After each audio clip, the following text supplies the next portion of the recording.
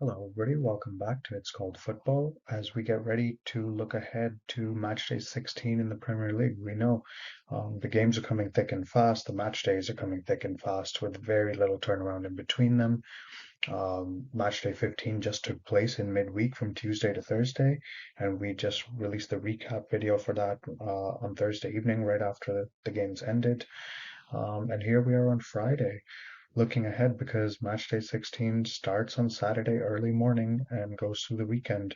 And we got to be ready, and we're going to bring you the action and keep you up to date like we've always committed to doing.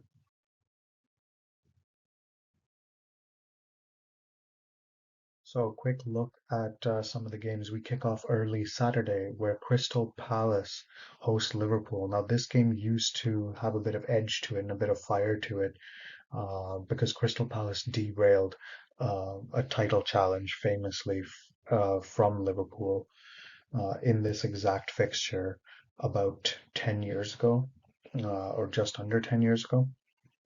In recent seasons, though, it's a little more routine. Crystal Palace have not looked their usual strong selves even at home this season, and Liverpool have been growing in strength as the season has gone on. Yes, they're suffering with some injuries, but their attack is probably the most potent of maybe all teams in the Premier League right now.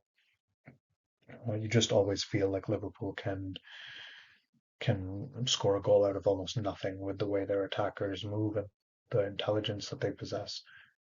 So I think the fire is slightly gone out of this game in recent years, but it is still something which may hold a little small place of animosity in the hearts of Liverpool fans, perhaps more than the players. Brighton versus Burnley is another mismatch fixture. I think really Brighton have a lot more strength than Burnley do. And although Burnley had picked up a good result last weekend in matchday 14, they then felt a defeat again in matchday 15, which has kind of become the norm for them more often than not.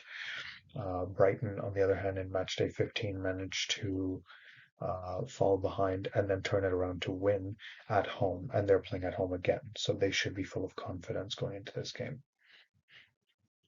Manchester United and Bournemouth on paper and in years past would have been a fixture that you would glance at and say, yep, that's a United win for sure.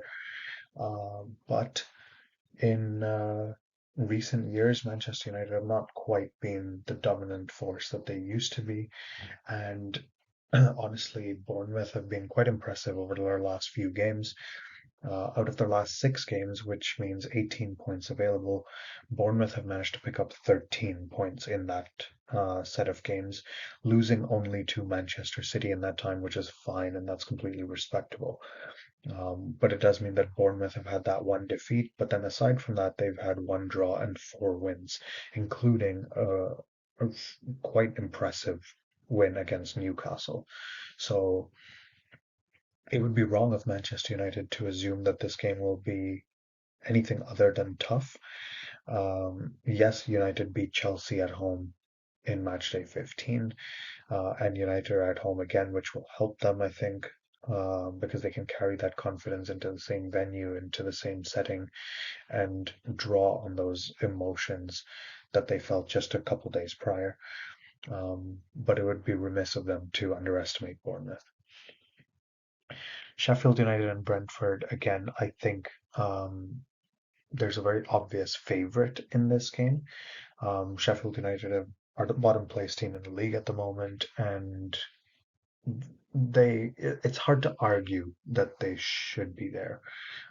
They have the worst goal difference by some distance in the league. They just don't, it's not even the results, their performances haven't been that good either. And apologies if there's any Sheffield United fans listening to this, but I would love to hear your thoughts as to how your team is doing, what you think could be improved. Sheffield United recently sacked their manager and brought in a new one who used to manage them once in the past as well. Is he the right appointment, Sheffield United fans? Let us know in the comments. But Brentford have a very well set up team, and their coach is tactically uh, superbly intelligent. Um, but Brentford are the kind of side that are so well structured and so well trained that they will be looking for any weaknesses in their opposition, and as soon as they find it, they will keep pushing and pushing till they exploit that and punish their opponent. And the way Sheffield United play, I think those opportunities will come uh, quite quite often for Brentford to try and exploit something. And then Saturday we also see Wolves take on Nottingham Forest in a game that has quite a lot riding on it, especially for Forest, and we'll talk about that a little more in detail slightly later in the video. Saturday's last fixture has a really tasty matchup in Aston Villa versus Arsenal. Aston Villa, who have just moved up to third place after beating Manchester City in midweek, and Villa have now, with that victory, extended their home winning run. That is not to be confused with a baseball home run. This means that they have had a run of games at their home ground that they have won. In fact, the exact number is 14. 14 home games in a row that Aston Villa have been victorious in the league.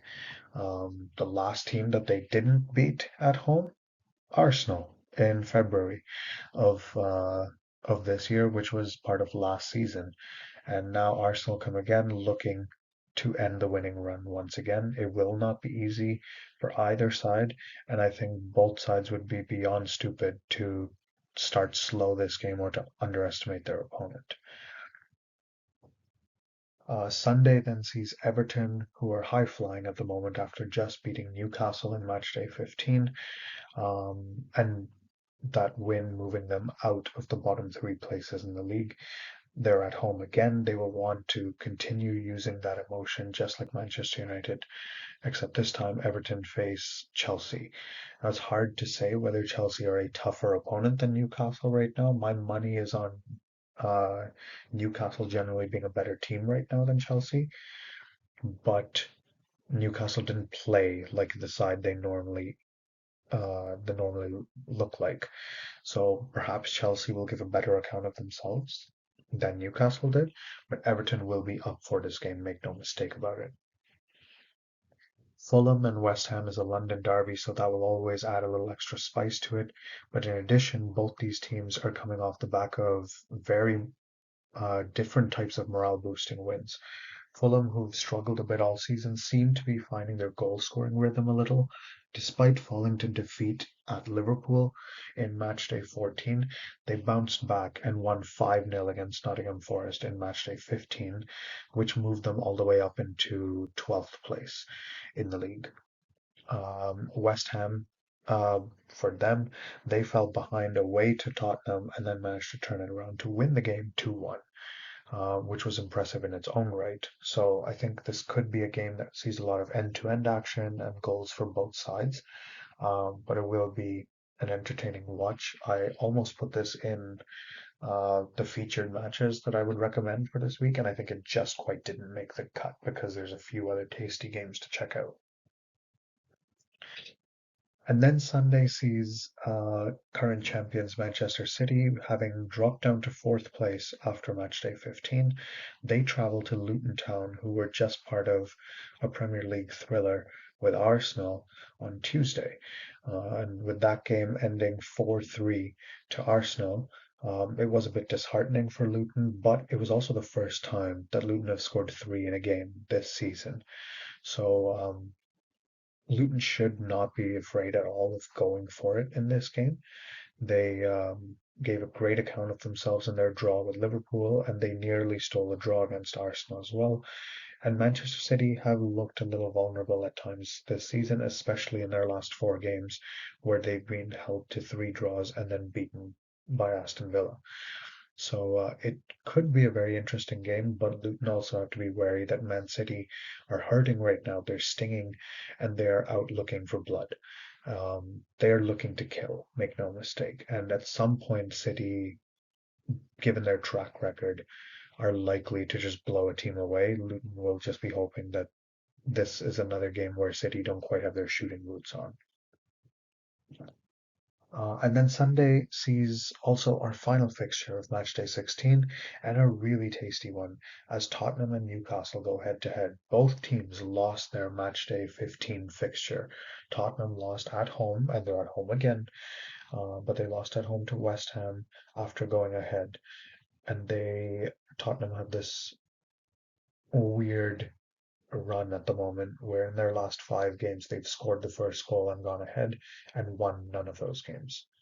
Um, they've also lost 3 in a row at home, all after scoring first. So it's a weird game because Tottenham, are, they need to try and end this poor run. And Newcastle also are going to be stinging and looking to undo the damage after their 3-0 defeat at the hands of Everton.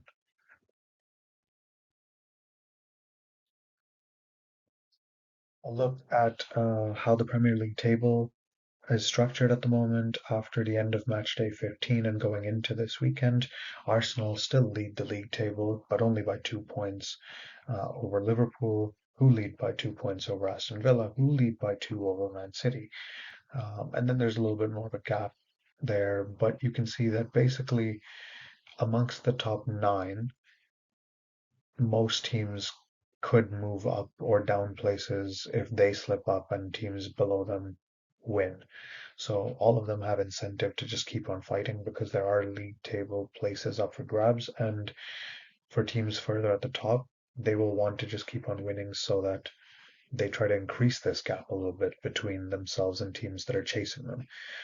Chelsea, despite sitting in the top half at the moment, they can't catch West Ham in one game because they're 5 points behind.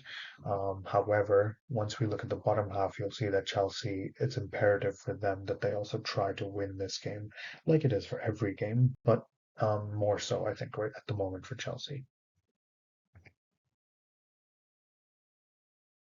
The reason why Chelsea need to give everything they can to win their game is because Brentford, sitting right below them in the table, are level on points and level on goal difference, which means if Chelsea slump to another defeat or even a draw and Brentford happen to win their game against Sheffield United, which they are, in my opinion, likely to do, then Chelsea will slip back down into the bottom half of the table where they've luckily not been for the last few weeks, but they run the risk of falling there again. Chelsea, of course, are facing a rejuvenated Everton side that has just moved out of the bottom three, and we'll be looking to now maintain some distance between them and the lower three teams. So plenty to play for here for most of the teams because again, even in the bottom half, there's not a huge points gap between one team and the next, which means almost every team has the potential to move up or down if they slip up too much in their match this weekend. The Premier League never stops with the intensity.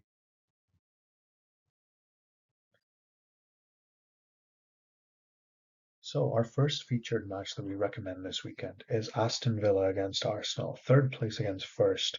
And like we said, for Aston Villa going into this game on the back of 14 wins in a row at home, the last of them having come against Manchester City, will do wonders for their confidence for a team that is already flying high.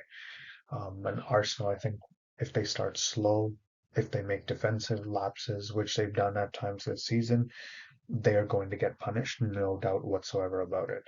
But Villa will also know that Arsenal pose a lot of attacking threat, and because Arsenal don't really have one out and out goal scorer that is responsible for most of the goals finding the net, it's difficult for any opposition side to fully block and mark Arsenal out of the game because there's so many goal threats on the pitch at all times. Add to that there's a little bit of a personal rivalry going on here because the last time Villa dropped points at home was a defeat at the hands of Arsenal in February of this year, um, last season, where they lost 4-2. And of course, there's even another layer to this battle because, well, you know what? We'll hold off a little to mention that last point.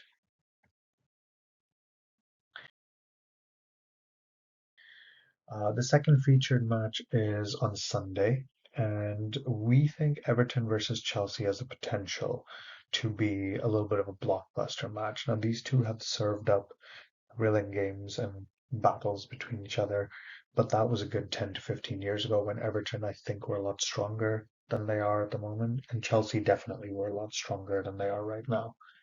Um, Chelsea have a lot of talent in their team. There's no denying it, but they just aren't putting together consistent rhythm and a consistent run of results. Everton aren't doing that either, don't get me wrong, but uh, they did just come off the back of a huge win against Newcastle. They looked like a side that is keen to just push on, and now that they're out of those bottom three spots, that is a huge monkey off their back. And they're going to want to make sure that they increase that distance between them and the bottom three so that they don't run the risk of falling back into it again anytime soon. We think it could definitely be a match to check out if you have the time on Sunday.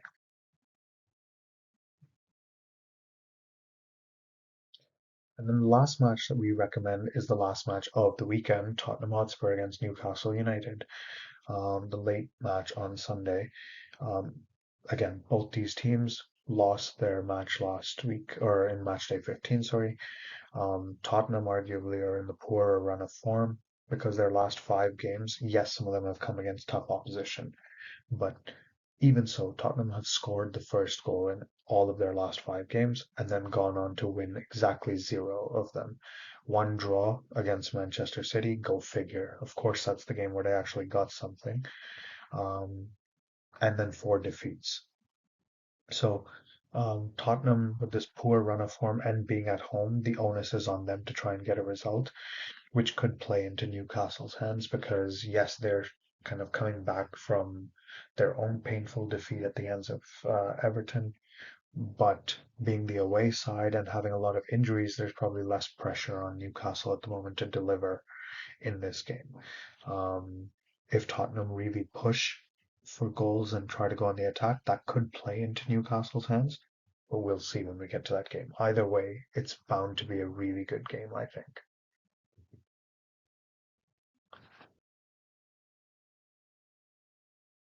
So some of the big stories going into this match day. Now, obviously, with so much football coming thick and fast, a lot of the stories are simply connected to what we've seen in recent match days from various players and teams. Arsenal and Aston Villa, there's a little connection. This is the last point which we didn't mention earlier. Aston Villa's current manager, Unai Emery, was the manager of Arsenal for a little while, from about summer of 2018 until around this time in 2019. Emery started well and had a decent string of results, but the team that he was sending out and what they were doing, they were overperforming because the playing style was not good. It wasn't something that was sustainable to get results consistently for a long period of time.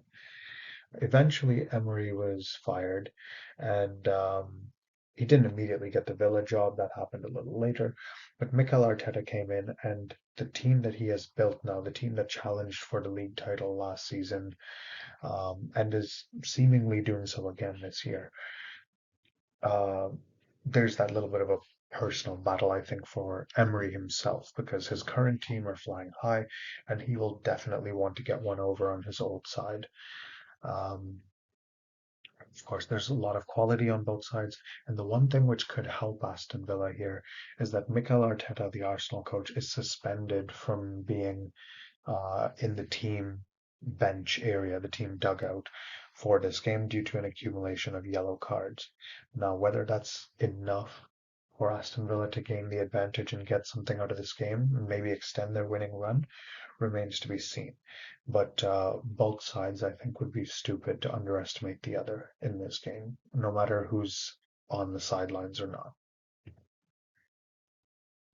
Another battle of managers taking place right now is between Tottenham and Newcastle. New Tottenham manager Ange Postecoglou, who joined them before the start of this season, had an incredible start.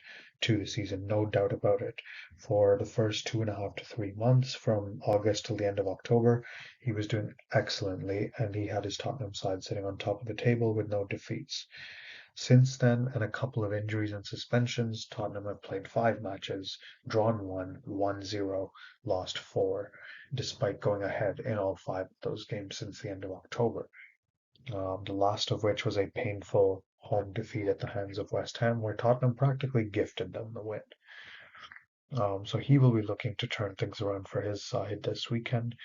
Newcastle's manager Eddie Howe will be looking to right the ship as well, as they lost 3-0 away to Everton in matchday 15. And there's plenty to fix there now. For Newcastle, their one issue is that they do admittedly have tons and tons of injuries. So the constant having to change and adjust your team and not necessarily having the same 11 players who know how to play with each other, that's obviously a challenge. But Newcastle do also have the quality to cope with it. At the end of the day, I'm very keen to see who comes out on top in this tactical battle, and I think it'll be really entertaining just in general as a viewer to see. Win, draw, draw, draw, and loss. That is the last 5 results for a side, and you'd be completely forgiven for thinking, oh, maybe that's the recent form of Burnley or Sheffield United or Luton Town, one of the sides that's languishing near the bottom of the table.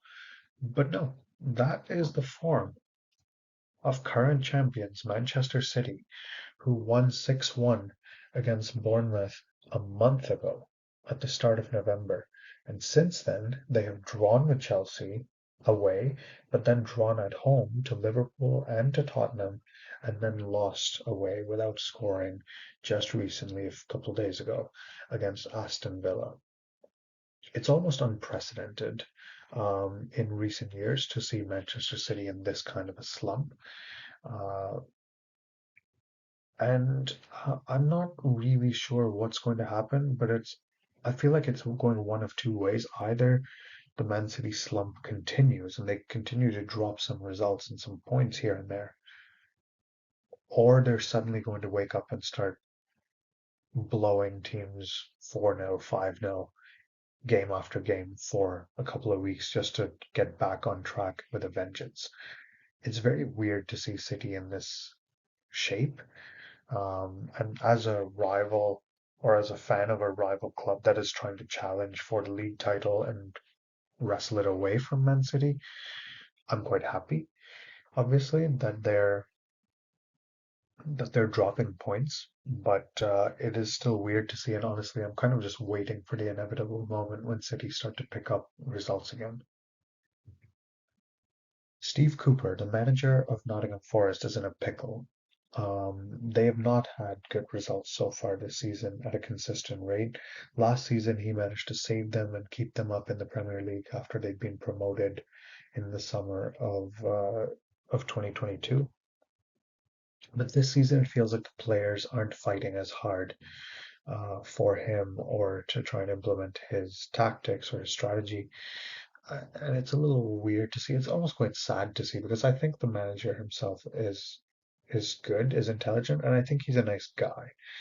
Um, but there are rumors circulating uh, online that Steve Cooper has been told by higher ups at Nottingham Forest that if they do happen to lose to Wolves this weekend, then he will be sacked. Which I think is a real shame because I know the fans adore him.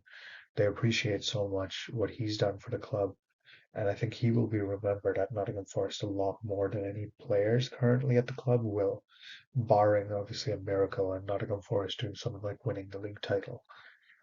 But for Cooper's sake, I hope that this isn't his last game in charge of Forest. But if it is, I would like to just congratulate him on a job that he's done so well for a long time, and um, I hope that I hope that he knows how much the Nottingham Forest fans love him. Everton is another side that has become entertaining to watch ever since their points deduction. It's like they've been fired up a little bit and they kind of want to send a message and prove to the league itself that, you know what, try to do what you want to send us down to get us relegated. It's not happening. We're not doing it. We're not going to let that happen. And they've been fantastic. I don't really know what superlatives I can add because their most recent game against Newcastle was a spectacle, and it was truly enjoyable to watch Everton playing with this freedom and this desire and getting results out of it. It's very easy to play with that intensity, but then if you do that week after week and you're not getting results, eventually it does start to derail the confidence. And that hasn't happened for Everton, so I'm quite happy to see them move past this extra hurdle that's been thrown their way.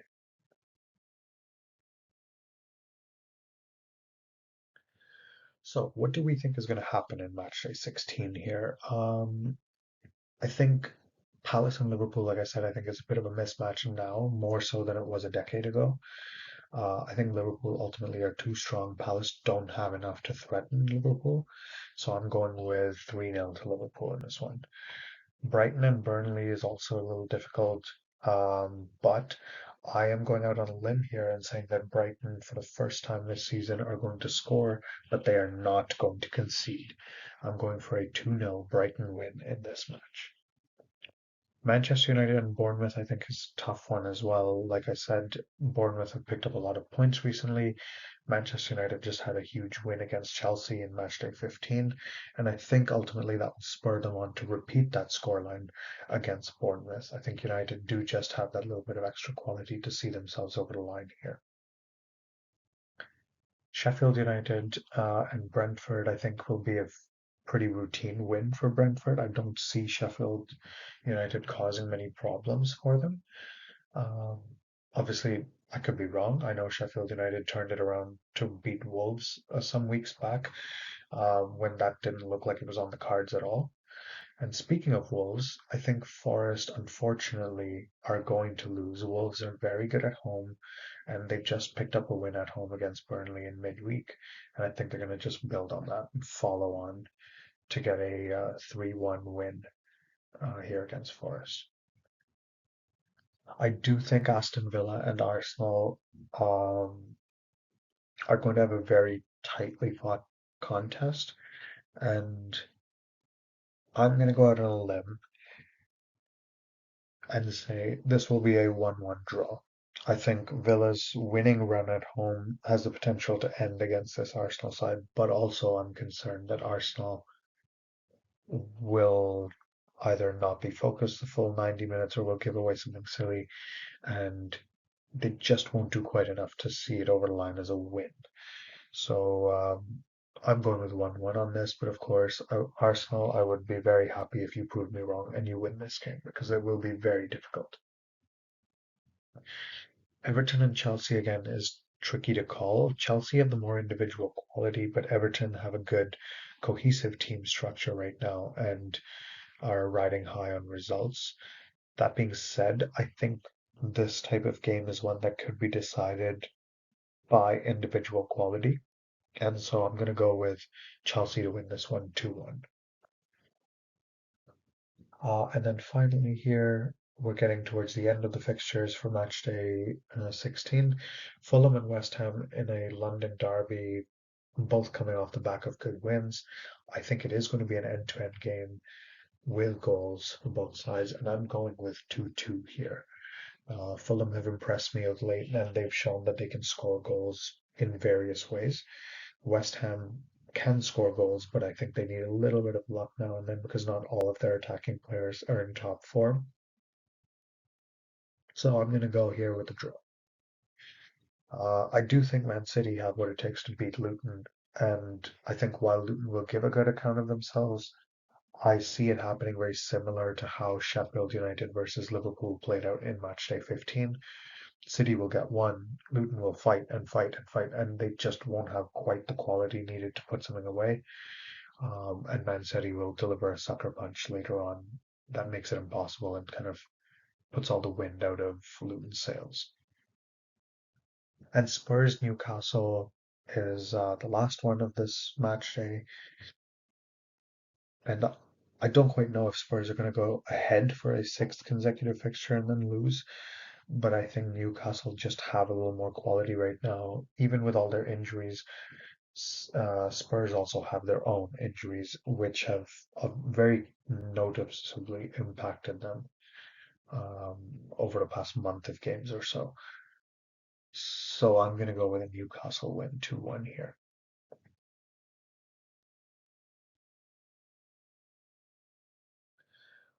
We are going to leave you there for today.